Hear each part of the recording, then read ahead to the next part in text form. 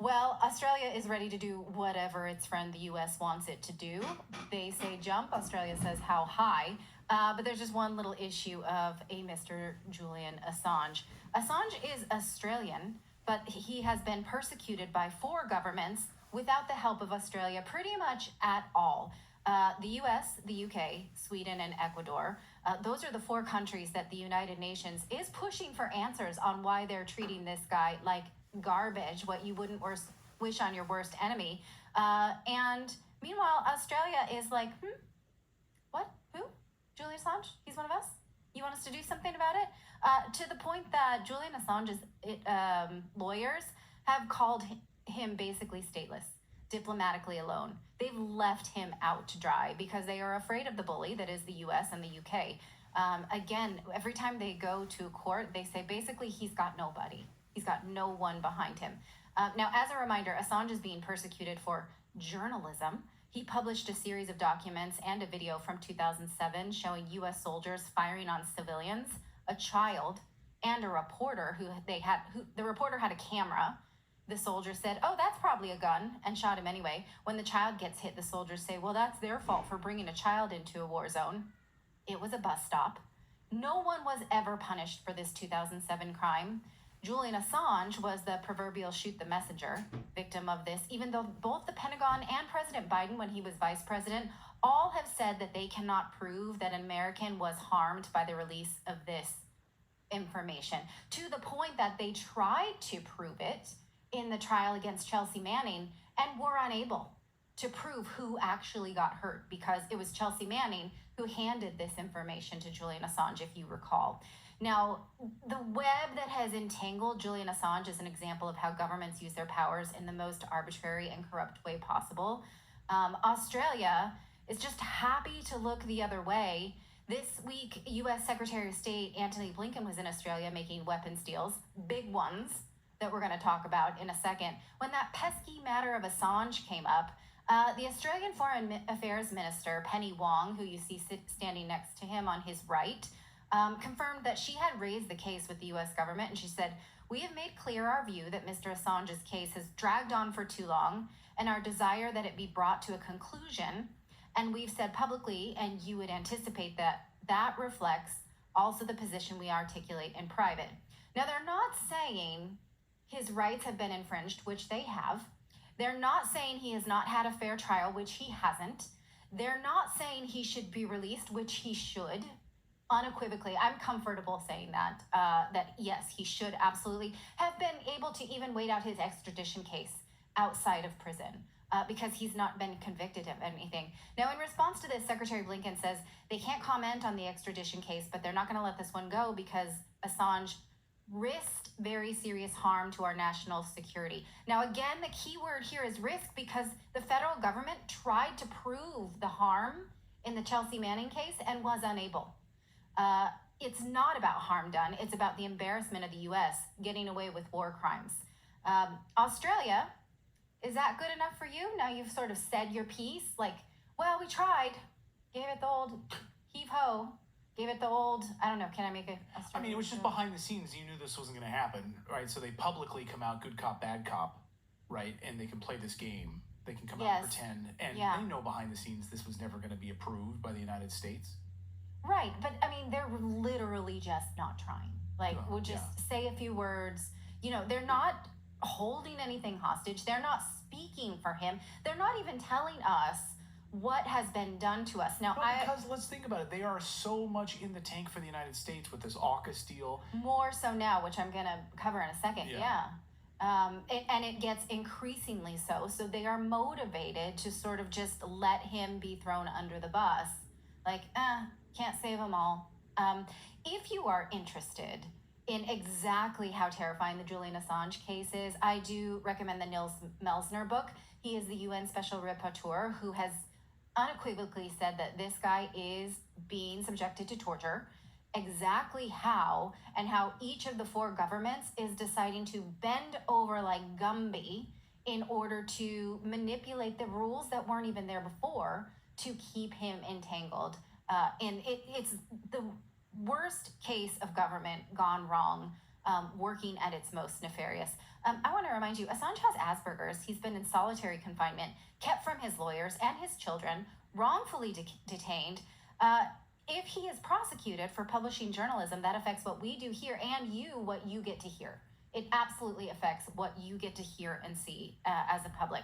This is not an aside. Australia should grow a pair and stand up for Julian Assange. Absolutely. He is a fly in the ointment of the U.S. plans, but he's a human being, and there is a public interest in us understanding what was done. No one was ever punished for that 2007 video.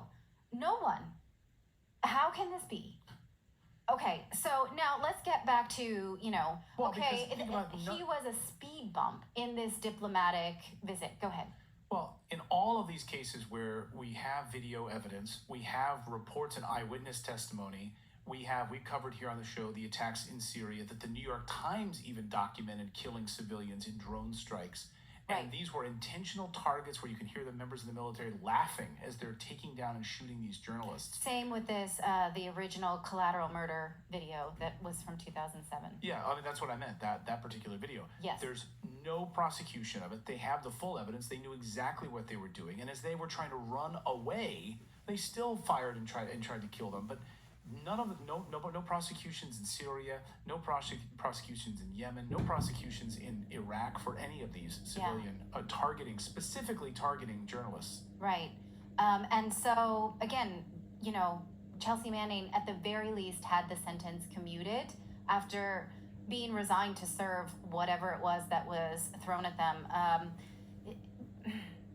And at least Chelsea Manning was allowed to meet with their lawyers and have access to a library in order to prepare for their case.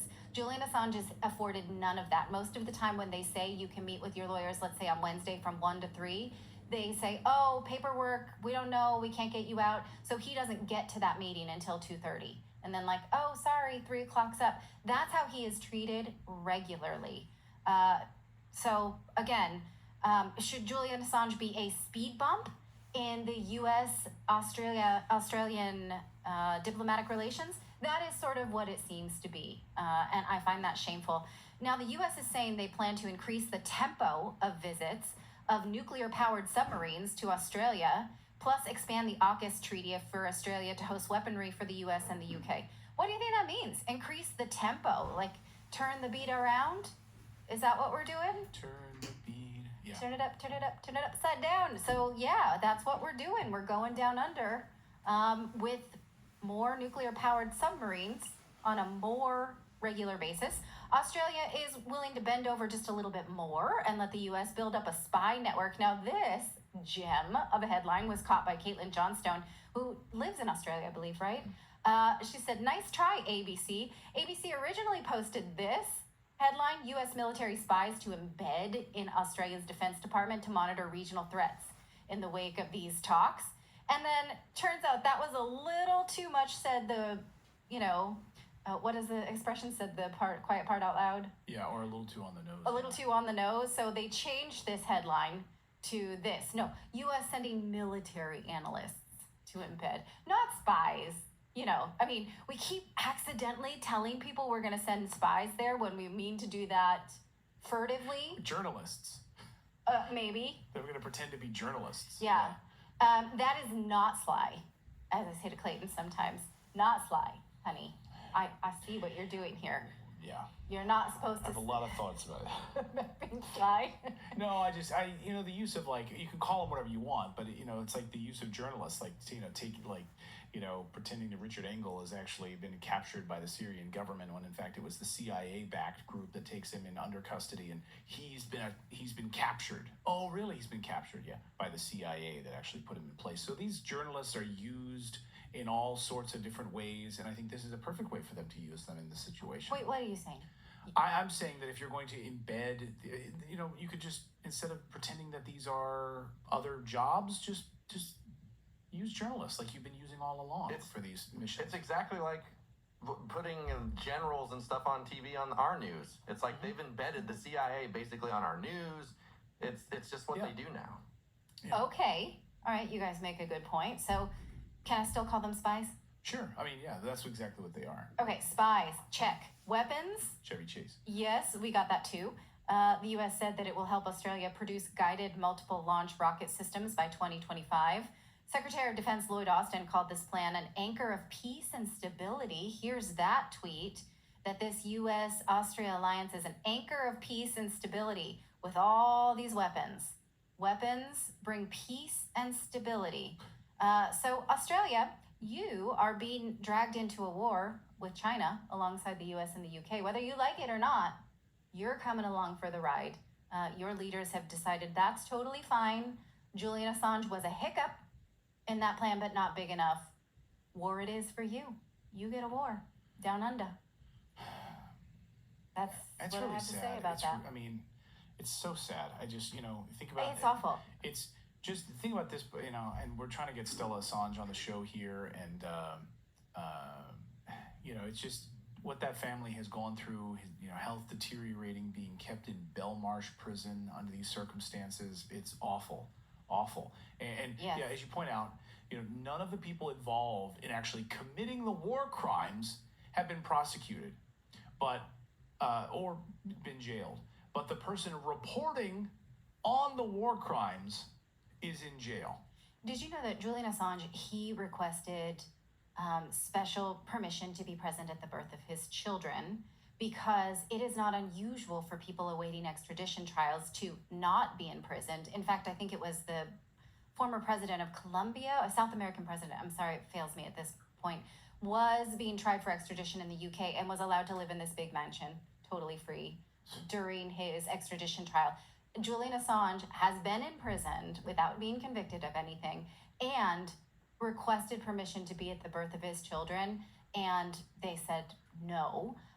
Further, Stella Assange tried to only allow the babies to meet with Julian with a friend because they didn't want, he was paranoid that the government was spying and they'll realize, well, this is the baby and start following them.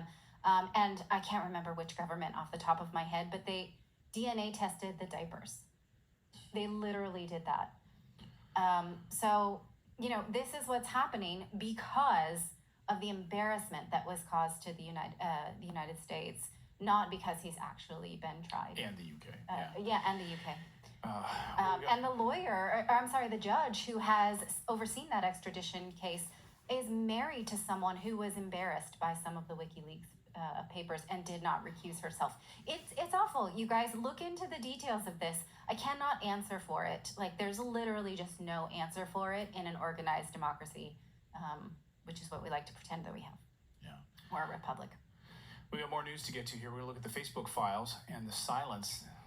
It's very eerie on the Facebook side of things in the collusion with the Biden administration on censoring people's voices online. Jim Jordan has his Facebook files, and the silence since those Facebook files have been released is deafening. We'll get to that in a moment. Thank you so much for watching this segment here at Redacted. We are live every day at 4 p.m. Eastern Time, trying to share the stories that the mainstream media will not cover. You should also come over and join our community of Redacted Rebels over at redacted.inc. That's our private locals community where we can share exclusive content that we simply cannot share here on YouTube. Come over and join the rebellion together right now by going to redacted.inc. We'll see you next time.